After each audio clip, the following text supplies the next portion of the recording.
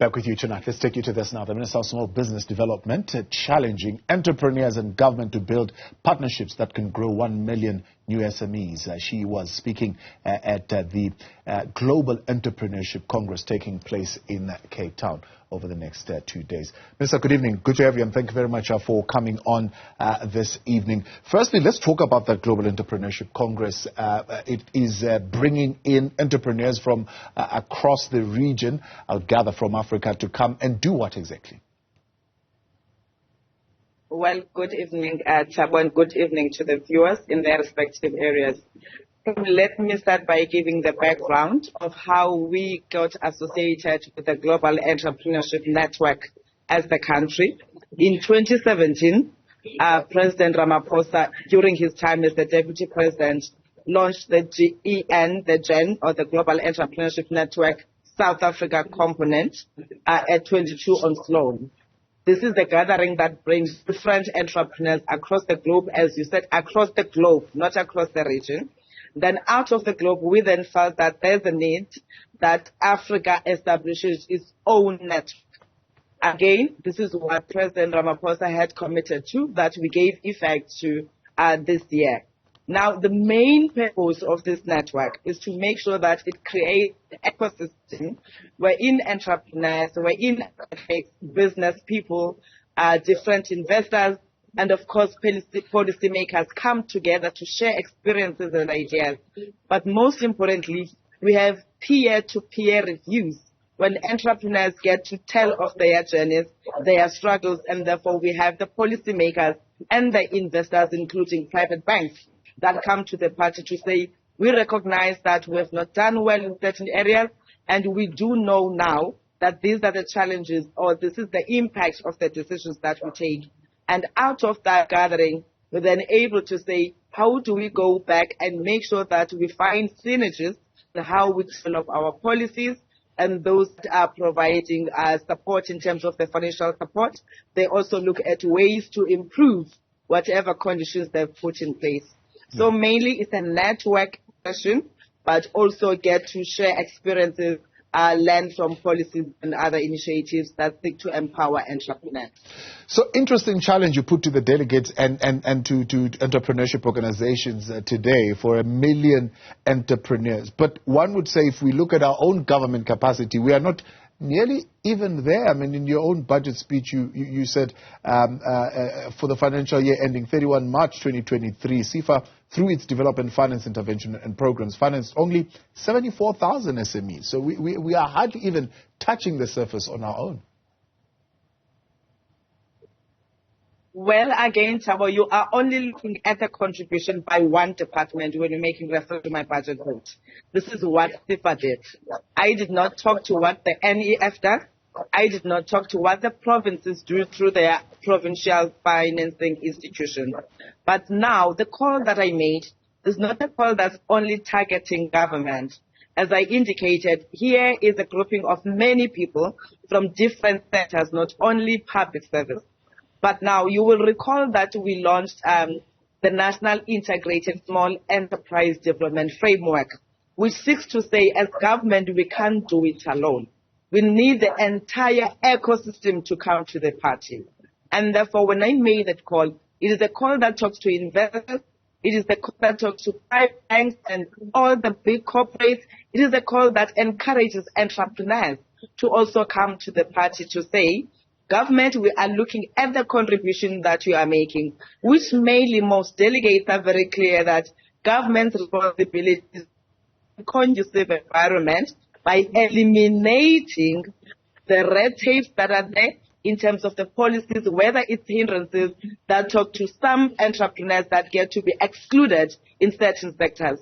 So we all agree that there's a part that government must play, but of course, as responsible governments, we also have a responsibility to pay for the developmental dividend, which is wherein we are saying startups, they must be assisted by being provided pre-investment support and post-investment support, so that whoever comes to the party, when they say here are finances that are available, we know that our entrepreneurs are market ready and are financing ready. because the crisis is when we just throw in money because it's available without making our entrepreneurs ready. But at the same time, us not following up when we have put money. And this is why we all agree that there's a need to strengthen that component that talks to the non-financial support, which is why mentoring becomes critical in the work that we do. Now, if we all play our part, it definitely tells you that we'll be able to create the 1 million entrepreneurs that we're talking about. Yeah. There are organizations, for example, Black Business Council, would say the minister, the Department of Small Business Development must just stay away from this thing of entrepreneurs because they're not doing a very good job. They would say, for example, I think it's the NEF that they said you've defunded, if I'm correct. I could be a mistake in here. But they're saying one of the FDIs have been defunded, for example, and you're saying you're serious about entrepreneurship. In terms of the ecosystem, they would want the politics to stay out of it. You are saying, no, in terms of the ecosystem, actually, government has a strategic role to play. Definitely, Thabo. I don't think there's anyone who would say governments must stay away from developing small businesses. Anybody who understands what entrepreneurship is about. You may have seen people who are not coming to government, doing whatever that they do in the private sector, but when it's you see them when they make reference to the red tape. For example, when you go to certain municipalities and the bylaws do not allow for entrepreneurs to trade. When you go to certain farmers who told you that, Minister, we bought a farm, it does have a dam, but I don't have the water right. The policy says.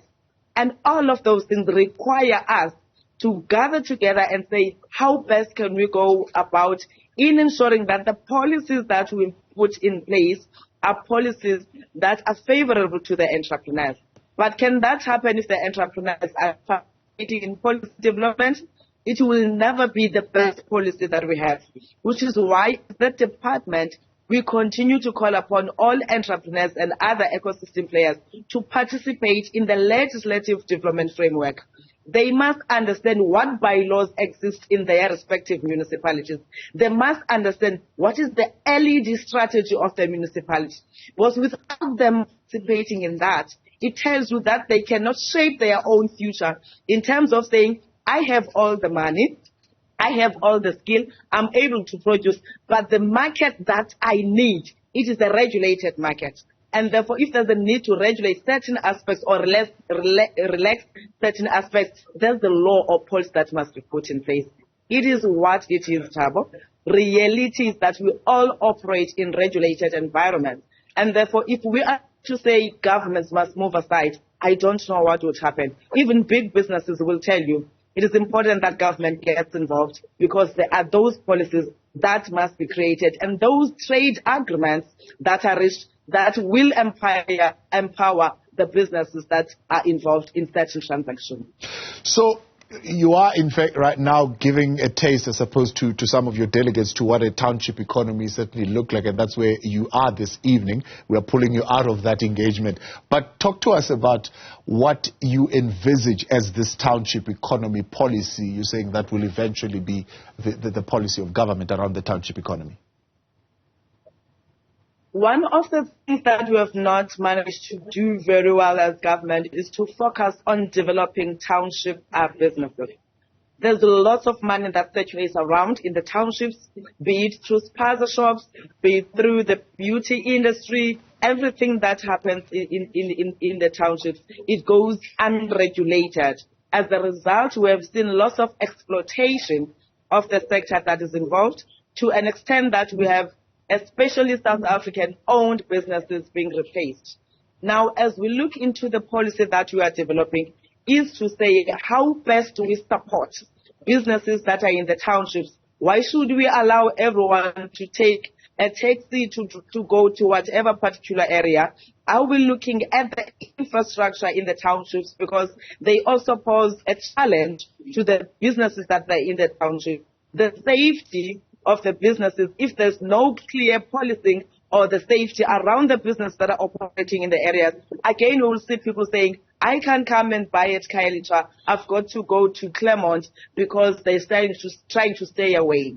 This, again, you see as a response when President Ramaphosa delivered his State of the Nation address, when the Minister of Finance articulated his budget speech, wherein he clearly stated that we are adding more on police, but most importantly, we are putting more money to address infrastructural challenges. Because the minute there's infrastructure backlog, township businesses, especially small and medium, they get to be hugely affected.